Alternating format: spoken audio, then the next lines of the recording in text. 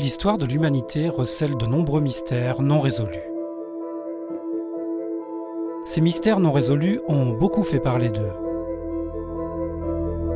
Pourtant, aujourd'hui, personne n'a trouvé de réponse. Voici une nouvelle histoire insolite et non résolue.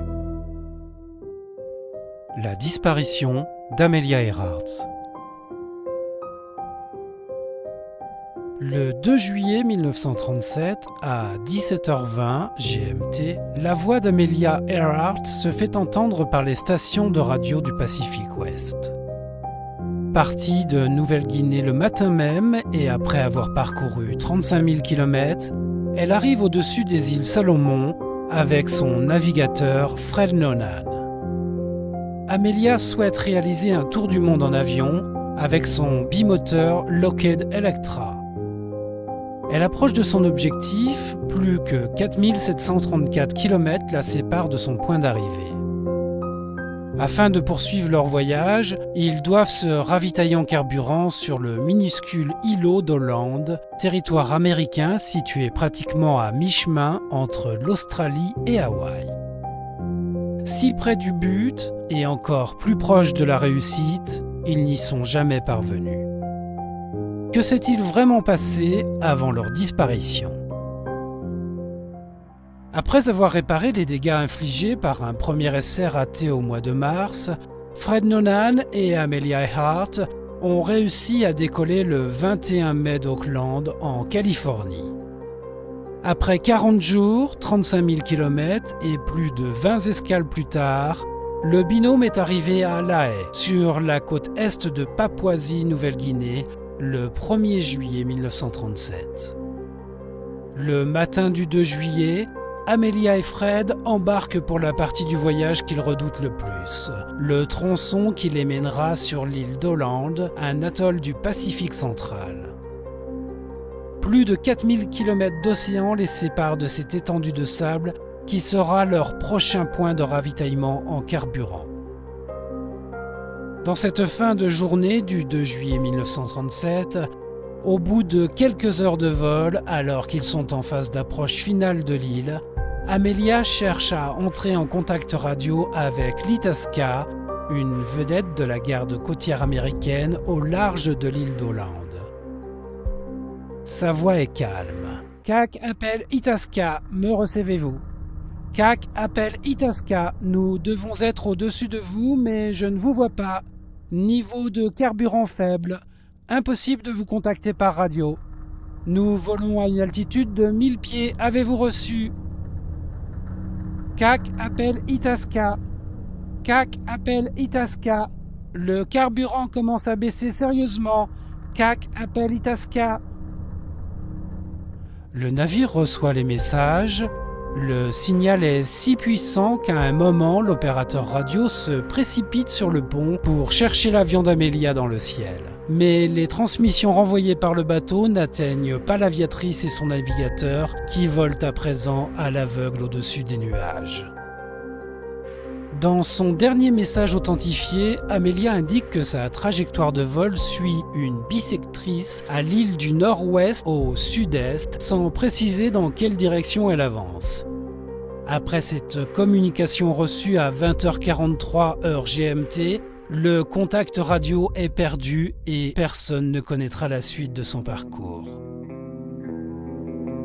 Rapidement, plusieurs expéditions ont été lancées pour tenter de localiser l'épave de l'avion. Avec l'étude des dernières transmissions de l'équipage et les calculs effectués d'après les données connues sur les réserves de carburant du Lockheed Electra, les chercheurs ont réussi à restreindre la zone de recherche à une superficie de 1600 km².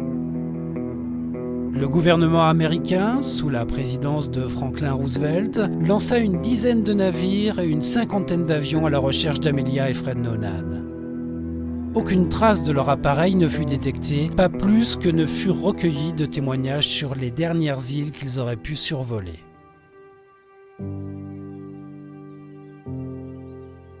En l'absence de traces de l'avion, plusieurs hypothèses ont été émises, supposant que la mort de l'aviatrice et de son coéquipier n'était pas due à un banal accident. des hypothèses variées sont apparues sur la disparition de l'Electra. La première d'entre elles étant son écrasement en mer, loin de toute terre, une fois le carburant épuisé. Une autre des théories veut que le bimoteur Lockheed Electra soit tombé en panne sèche au-dessus de l'océan Pacifique et qu'il se soit écrasé sur l'île inhabitée de Garner Island, aujourd'hui appelée Nikumaroro.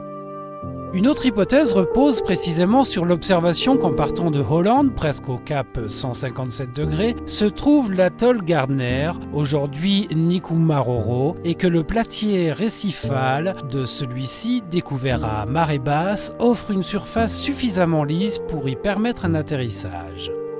Amelia y aurait posé l'Electra sans réussir ultérieurement à le rapprocher de la terre ferme et à le mettre ainsi à l'abri de la marée, soit qu'il eût été endommagé dans l'atterrissage, soit qu'une jambe de train ait pu rester coincée dans une crevasse du récif. Une autre de ces théories serait que le tour du monde aurait été un prétexte pour un vol d'espionnage, semblable à celui de l'U-2, dont le gouvernement américain aurait chargé Amelia Earhart au-dessus des installations japonaises du Pacifique.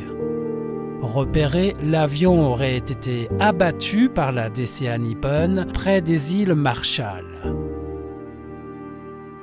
Une autre théorie avance qu'après l'atterrissage en catastrophe de leur avion sur les îles Marshall, détenus par le Japon, ils aient été retrouvés par l'armée japonaise et qu'Amelia Earhart et Fred Nolan, que l'on a peut-être cru être des espions américains, ont été faits prisonniers.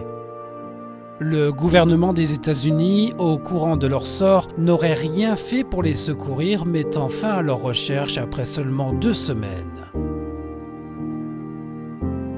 A-t-on essayé de cacher quelque chose ? Amelia Earhart et Fred Nolan ont-ils été les premières victimes de la Deuxième Guerre mondiale ? Ont-ils survécu ? Leur disparition restera à jamais un des plus grands mystères.